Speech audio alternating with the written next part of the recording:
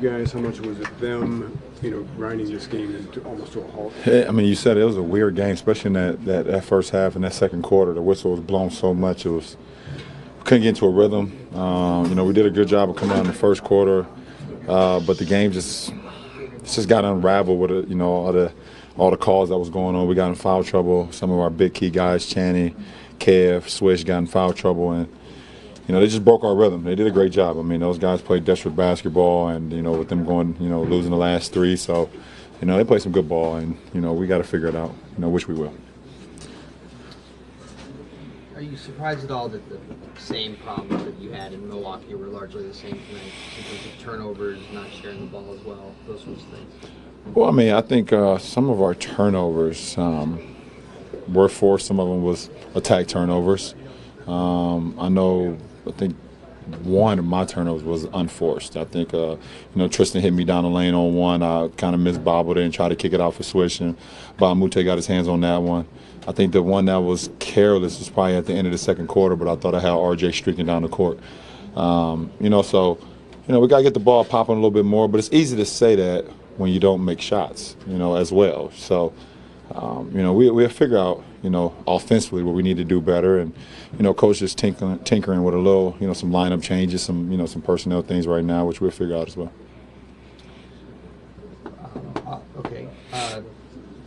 In the side story today, there was this neat little nugget about Ty at halftime of Game 7, like coming to you in front of everybody and say you have to be better. And you were upset about it. And it was the whole thing. Have you thought since then about what Ty was doing at that time, and have you come to appreciate how he was kind of using almost like a mind trick to push your button there? I mean, it's Game 7 of the finals. I don't need a button to be pressed. I was upset for a different reason, and he knew how to get to me, and that's fine. I mean, I responded the best way I know how. I was going out there and playing the game that I love at a high level, and we was able to turn that game around. In the third quarter, started with Swish, and then Kyrie kind of took it over, and I was able to implement my points in the game too. But I've always loved anybody to challenge me. Coach or player, a fan. It's cool. But when you got a guy like T. That's not afraid of anything. And like I said, he's just so sure of himself. So. And we have that confidence in him that he's allowed to say and do whatever he wants. He's the captain of the ship. I keep saying that. You have both tomorrow, and Wade said today that he felt like he had to change his game a lot more to play with you than you had to play with him. And he said it's not even a question, not even a discussion. I was curious if you agreed with him, and if it is true, did you have to change your game in any way to play with him? Well, I think we both had to change things. I think he sacrificed, more of the load, and he just came to me at one point. I don't remember when it was, and he said, "Listen, in order for us to reach our ultimate potential, you gotta be you.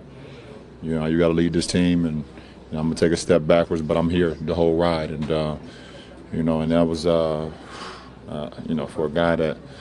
Who implemented his whole, Wade County and his career in Miami to do that, and for us that we end up reaching our full potential. And he's seen something more than I did at that point in time. He had already been to the mountaintop. So, but I did a lot more catch and shoot, in the corners, and a lot more cutting. I learned how to cut and do the things that he was accustomed to doing. So I learned a lot from him as well.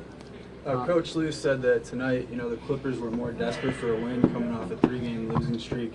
Just how much do you think tonight was their play and how well they played versus what you guys could have done better? They played well, and we didn't play our best game.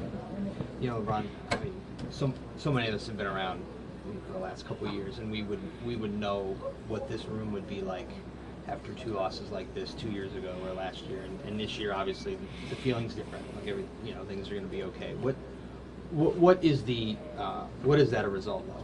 What causes this kind of a measured reaction after two pretty poor games? Yeah, it was two pretty poor games for sure. But in an 82-game season, you're going to have a couple games, maybe a few games in a season where they're pretty poor. You hope that they're not back to back, but it happens, and it's happened to us in Milwaukee and out tonight. And The best thing about this league is you always kind of get an opportunity right away to be better. Now, 3 games in a row, something to talk about. So we need to figure it out. But like I said, the good thing, it's different from football where you got to wait a whole another week to try to redeem yourself. We get right back at it tomorrow night, less than 48 hours. So, we'd be all right. With Chris not playing right now and the fact that you and Dwayne are going to go up against each other tomorrow, both wearing jerseys that don't say Heat across the front, it's kind of like a moment in time where we can officially look back at the 4-year run that you guys had together. What's like your knee-jerk reaction when you think about what you guys accomplished or what you guys meant? I don't think I'm gonna look back at the 4-year run. I spent 7 years here, and then I changed jerseys. He stayed in the same jersey. But I don't think I'm gonna look back. Anytime I see him, I don't even think about really the times on the court. I just think about the friendship and the camaraderie that we've built over these last 14 years.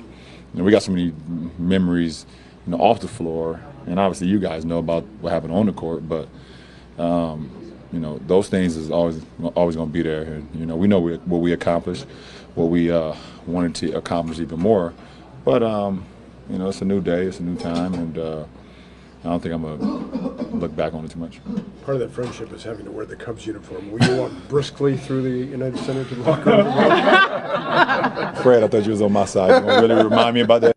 Yeah, I gotta wear it. No, I gotta wear it. Listen, you make a bet.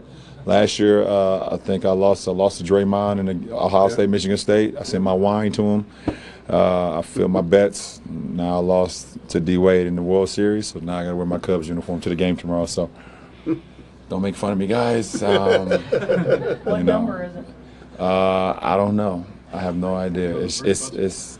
I'm always on the first bus. Come on, man. Only time I'm not on the first bus is when I don't play. I'm always on the first bus. So. You gonna tear the sleeves at least? No, I'm not wearing it in the game, so I don't have a problem with that. But yeah, I'll be in it. All right, guys. Thank you.